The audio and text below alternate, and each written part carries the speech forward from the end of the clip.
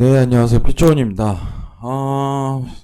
전일 달러 값이 추가 하방을 그렸습니다. 올 한 해 들어와서 3월 이후에 하락 장세가 계속적으로 이어지는 국면인데, 시리즈를 세 편으로 나눴어요. 여러분들. 달러는 왜 하락했을까? 달러는 앞으로 하락할까? 그리고 달러에 대한 기축통화 주의는 바뀔까? 해서 오늘, 내일 모레 이렇게 3일간 시리즈물로 제작이 들어가니까 참고하시길 바라겠습니다.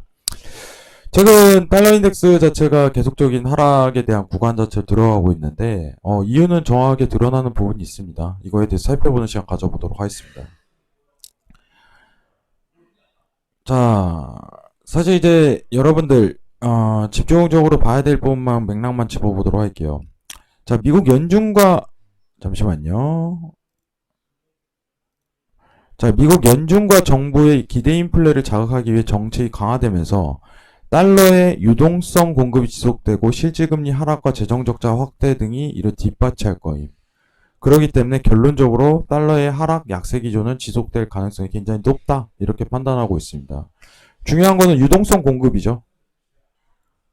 지금 시장 상황 자체는 인플레를 자극하기 위해 정책은 강화하면서도 달러를 계속적으로 찍어내는 상황입니다. 그렇기 때문에 유동성 공급에 대한 문제가 발생하고 이를 뒷받침 실질금리 자체는 오히려 하락하는 계속적인 여건이 마련되는 만큼 하락 기조에 대해서는 모멘텀을 좀 더 이어갈 수 있다 이렇게 판단하고 있습니다.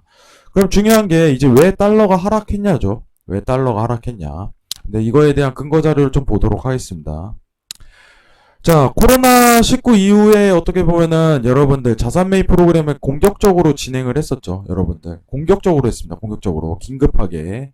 3월 이후에 이제 제로금리를 끌어내리면서 채권 매입 프로그램을 공격적으로 진행을 했습니다. 이번은 자산 매입 프로그램은 국채, MBS, 회사채가 포함된 게 굉장히 센세이션했죠. 어, 연준이 이러한 상황을 나타내자 달러의 자금 경색을 우려해 완화시키려고 했다. 무슨 뜻이냐? 보통 이제 양적 완화가 터지면은 긴급하게 터지고 예상치 못한 상황 자체가 연출된다면 달러가 강세가 펼쳐져요. 일전에 어떻게 보면 채권 매입 축소 자체를 좀 진행했을 때 어떤 그런 부분 자체가 굉장히 강하게 드러났었죠. 그렇기 때문에 이런 부분이 나타날 가능성이 높은데 문제는 달러 통화 수합 체결이에요. 자, 보도록 하겠습니다. 주요국 은행과 달러 통화 수합을 체결했고 이런 일련의 대응 과정 이후에는 리보와 OIS 스프레드는 하향 안정화되며 달러 약세를 전환했다. 이렇게 나와 있습니다. 자, 지금 그러면은 궁금한 게 생길 거예요. 2020년도 3월 중순에 이제 우리나라가 달러 통화 수합을 체결했습니다. 미국하고. 선진국에 대한 대열 자체 가능성이 있기 때문에 어떻게 보면 미국 쪽에서 체별한 것도 있지만은 미국은 상황 자체가 급했어요. 유럽권이든 선진국 대열에 거의 이제 긴급하게 통화 수업을 체결하면서 달러의 공급을 엄청나게 확대를 시킵니다. 이유가 있었죠. 긴급하게 어떻게 보면은 상황이 마련된 만큼 발빠르게 통화 수합을 통해서 달러에 대한 강세장을 막은 거겠죠. 자, 차트 한번 보고 얘기를 하도록 할게요. 3월 이후에 이제 자산 매입 프로그램과 제로금리 일으키면서 초강세장이 드러나는데 수합을 체결하고 하향 국면으로 들어가기 시작한 겁니다. 자, 그리고 두 번째 얘기.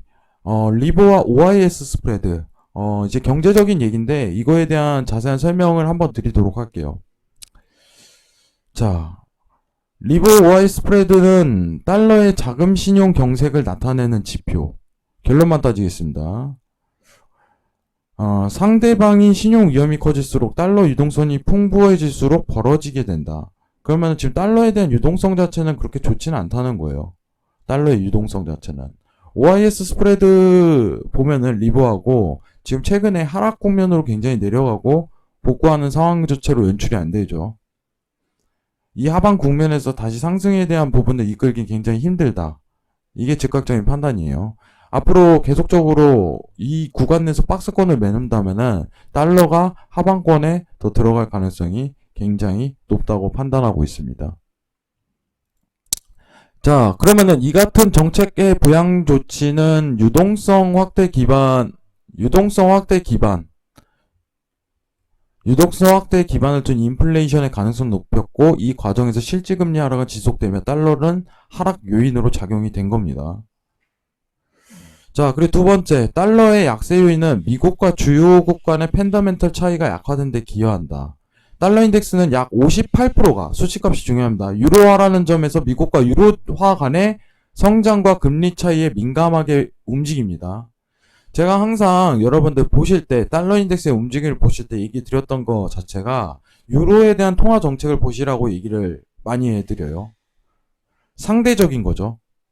자, 그 이유 자체가 58%가 유로화라는 점에서 명시가 돼 있는 거예요. 그러면은 가장 달러 자체가 영향을 많이 받는 통화 정책이 미국을 제외한 유로존인 거죠.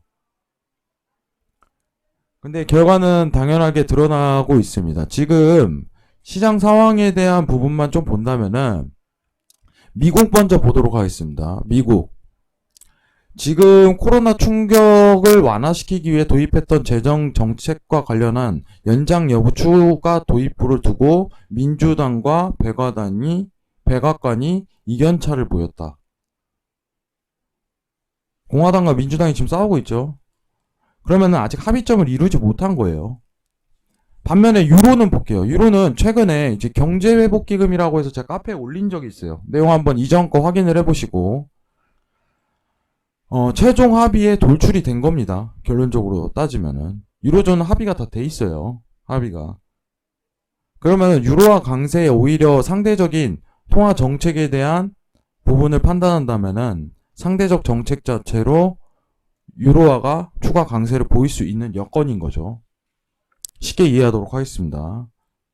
자, 마지막으로 세 번째. 달러 하락 배경으로는 주요국의 경제활동 재개 이후 개선된 경제지표와 경기 흐름이 안전자산 수요를 완화시켰다는 점에서 찾고 있다. 자, 추가적으로 이제 경제지표 흐름 자체가 코로나19 이후에 어떻게 보면 완전 안정화는 아닌데, 다시 이제 회복 국면은 다소 들어갔어요. 이제 저점이라고 판단할 수 있을 정도에 대한 회복 국면 자체는 들어갔습니다. 그렇기 때문에 주요국에서 이러한 반등 위치값을 찾으니까 오히려 이제 달러에 대해서 추가 하락에 대한 요인을 이끌었다. 이렇게 판단했어요. 자, 내용 자체로 본다면은 오히려 저는 이렇게 보고 있어요. 이 세 가지 요인이 나오고 있지만은 제일 중요한 것 자체가 유로존과 상대적인 통화 정책에 대한 추진력, 이 정도, 그리고 수합에 대한 공급량을 지속할 가능성이 굉장히 높은 상황. 이 두 과정, 세 개 중에 두 과정 자체가 있었기 때문에 달러 하락 요인 자체가 굉장히 컸다고 봅니다. 자, 일단은 지금 달러 하락 자체가 전일까지도 지속을 하고 있어요. 달러 차트 보도록 하겠습니다. 금일 어떻게 보면 채널 하방 구간에서 이제 마지막 저항대를 또 밀고 들어가면 추가 상승에 대한 여지 자체는 굉장히 높은 국면이에요. 굉장히 높은 국면입니다. 계속적으로 오늘 어떻게 보면 하단에 대한 지지평가 자체를 이룰지 이 부분을 체크하고 이제 골드에 대한 포지션 자체를 고려를 할 텐데,